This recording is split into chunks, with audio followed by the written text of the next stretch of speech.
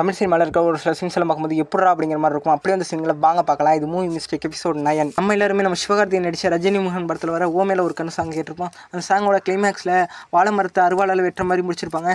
அப்போ அருவாளை அவரோட பின்னர்லேருந்து எடுக்காமல் பின்னர்லேருந்து ஒருத்தர் குடுக்க விட்டு எடுத்துருப்பாரு. அது ஸ்க்ரீனில் அப்பட்டமாக அப்படியே தெரிஞ்சிருக்கும். இது அங்கே ஒருத்தர் கூட கவனிச்சிருக்க மாட்டாங்க.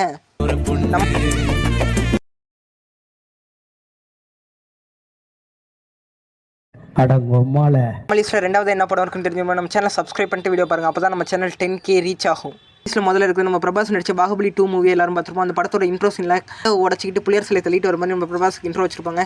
கதவை உடச்சிக்கிட்டு வரப்போ ஒரு கதவை உடச்சிக்கிட்டு கீழே விழுவும். ஆனால் கொஞ்சம் நேரம் தள்ளி பார்த்தா அந்த கதவை கீழே விழுந்த கதவை காணாமே போயிருக்கும். அது எப்படின்னே எனக்கு புரியலை.